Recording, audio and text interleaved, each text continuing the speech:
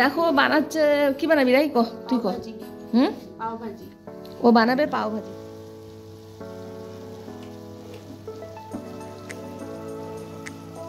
Good evening বন্ধুরা, প্রতিদিন আমার সাথে চ্যানেলে তোমাদের সবাইকে স্বাগত। কেমন আছো তোমরা? নিশ্চয়ই খুব ভালো আছো। আজকে সন্ধ্যা থেকে একটা ছোট্ট ব্লগ বানাবো। তা হচ্ছে আমার বৌমা দেখো কি বানাচ্ছে, তোর জন্য ভিডিওটা বানাচ্ছি, আমি দেখাচ্ছি তোমাদের ও কি বানাচ্ছে। দেখো বানাচ্ছে কি বানাবি রাই ক তুই ক হুম পাও ভাজি ও বানাবে পাও ভাজি। ছেলে খেতে চাইছে পাও ভাজি, তো ছেলে দেখো এই যে সব রকমের সবজি নিয়ে আসলো, এই যে ফুলকপি, ক্যাপসিকাম, তারপরে কি কি সব, এই যে বটবটি টটবটি। আর যে রাত্রেবেলা এগুলা করতেও পারে, ওর কি যে কি খাওয়ার ইচ্ছা হয় মাঝে সাঝে হুট করে। আলুগুলো একটু ছোট করে দিতি রাই, গলবে। সিদ্ধ করবো, একটু ভাপ দিব। আচ্ছা, তো এগুলা বানাচ্ছে। আর আমার মা দেখো কি বানাচ্ছে, আমার মা বানাচ্ছে চষি। তো চষিটা হচ্ছে আমার ইচ্ছা খাওয়ার খুব, তা আমি বায়না করছি, ওই জন্য মা বানায় দিচ্ছে। এই দেখো চষি কাটতেছে আমার মা কি সুন্দর করে। আমি আবার এই চষিটা কেন জানি কাটতে পারি না। আমার আবার চষি পিঠাটা খুব ভালো লাগে। এখন তো ইসে গুড় ঠুর নাই অত, তাও ফ্রিজের মধ্যে একটু গুড় আছে, ভালো গুড় একদম, মানে একদম খাঁটি গুড়। তো ওইটা দিয়ে আমার চিনি দিয়ে ভাল লাগে না, আমার গুড় দিয়ে ভাল লাগে। খুব খাইতে ইচ্ছা করছে আমার চষি পিঠা, কয়েকদিন থেকে আমি ভ্যান ভ্যান করতেছি যে চষি পিঠা খাবো, চষি পিঠা খাবো, বানাও না। আর আমি চষিটা না বানাইতে পারি না, সব পিঠাই আমি বানাইতে পারি, কিন্তু চষিটা আমি কাটতে পারি না। যে কাটতেছে না মা কি সুন্দর করে, দেখো মা কাটতেছে কিন্তু আমি কাটতেই পারি না, ওর জন্য আমি আর কি হয় না।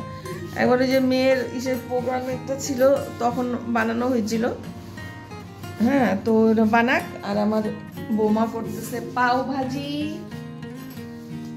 এই যে পাও ভাজি করতেছে, হয়ে করুক, তোমাদেরকে দেখাবো তারপরে কিভাবে করে। দুধটা দেখো কড়াইতে বসিয়ে দিলাম, কারণ মা ওদিকে করছিল, তো আমি বললাম যে মা দুধটা তাহলে আমি বসায় দিয়ে জাল করতে থাকি। আর আগে জাল তো করিয়ে নিতে লাগে চষি পিঠার জন্য। তো হচ্ছে দুধ বসায় দিলাম, আর এটার মধ্যে পুরাটাই গুড় দিব না, এটার মধ্যে কিছুটা বেশিরভাগই চিনি দিব, কারণ হচ্ছে গুড় বেশি নাই, অল্পই গুড় আছে, আমি একটু সেন্ট হওয়ার জন্য গুড় দিব। তো দুধটা আমি বসায় দিলাম, দুধটা আমি ভালো করে জাল করে নিই। আর মারও এগুলো চষি কাটা রেডি হয়ে গেছে, তো দুধটা একদম শুকায়ও গেছে, অনেক কমে নিয়েছি দুধ। এখন চষিটা আস্তে আস্তে দিয়ে দেবো। আর এই যে দেখো রাই এক পাশে হচ্ছে এই যে বানাচ্ছে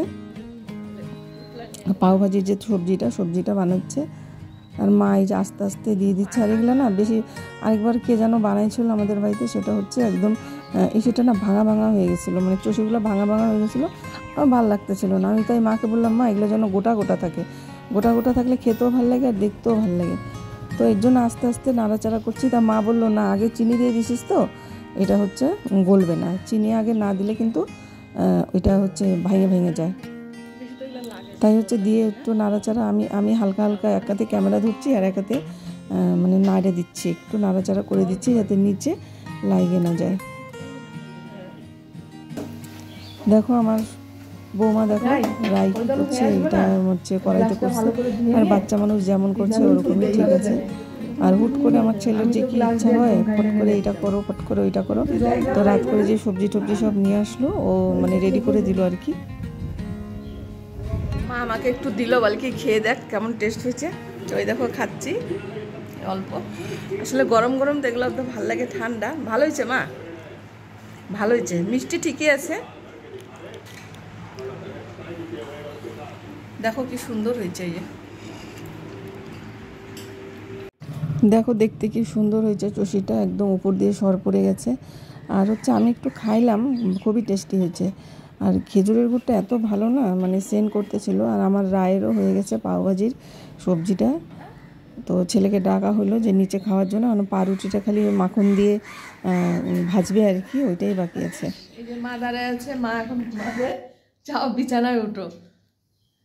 মার হচ্ছে শরীর ভালো না, তো কালকে হচ্ছে হাসপাতালে গেছিল রায় নিয়ে ডাক্তার দেখাতে। মার হচ্ছে প্রেশার বেশি, তো বেশি রাত জাগাটা তো ঠিক না।